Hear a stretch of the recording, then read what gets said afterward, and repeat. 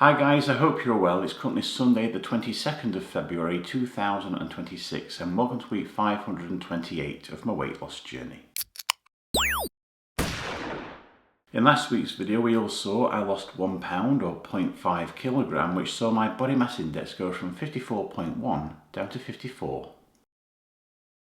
Just like I always do, I'm going to start the proceedings off by reviewing my calorie consumption for the past week, which you can see in the graph above.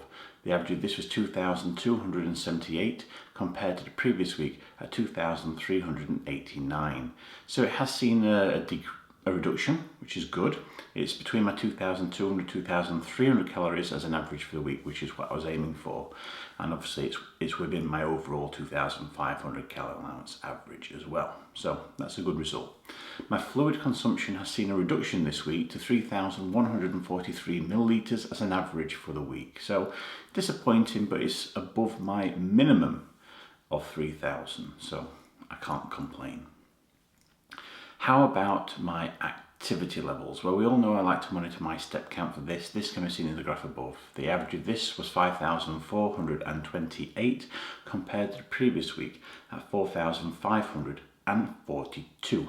So it has seen an increase, not by as much as I was hoping for in last week's video. I wanted it increased by an average of 2,000 and it's more like an average of 1,000. So I've done half the amount that I was hoping to do. So there's still plenty of work to do in this area. It's that time of the week where we all get to see my latest weighing results. So here it is guys, here's my weighing.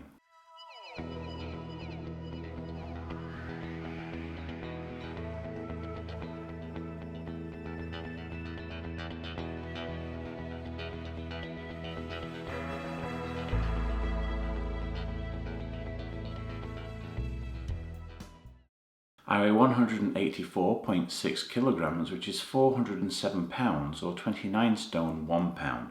This means in the past week I've seen a loss of half a pound or 0.2 kilogram.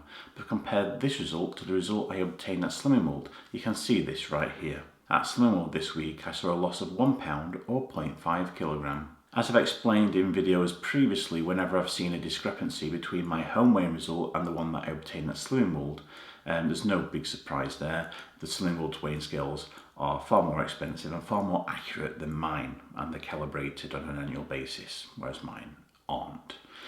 So I do see these from time to time, but I've always taken my home weighing result as being my official one, since that's the one that I just started reporting on first before I even joined Slimming World. So I've just continued with that tradition.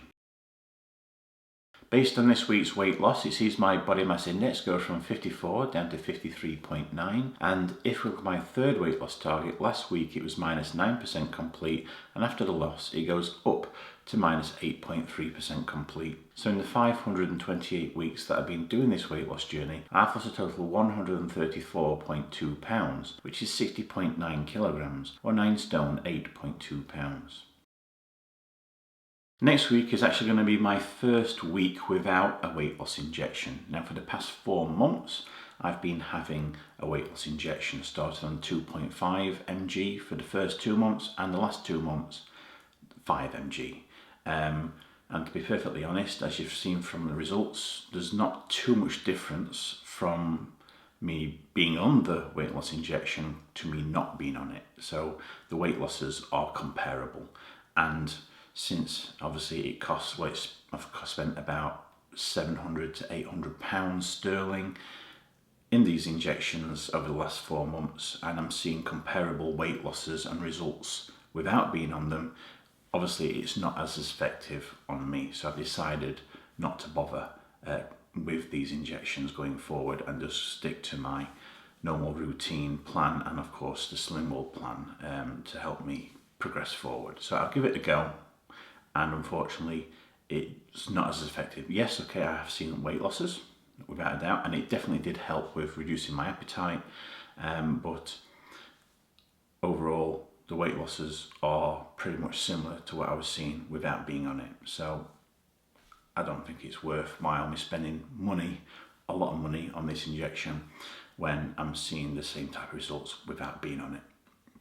So they do say it's not effective for everybody, and unfortunately I'm one of those people. So nevertheless, I've got a plan which I've been working to for the last number of years, but I know I've got a fundamental testosterone issue that's also hampering my weekly results, which hopefully once I continue to lose weight, my body will naturally start to produce more testosterone again, and hopefully I'll start seeing better weight losses once my body, when this testosterone level goes past this level which is hampering my progress. But nevertheless, I'm still determined to get through this and see my ultimate weight loss goals achieved.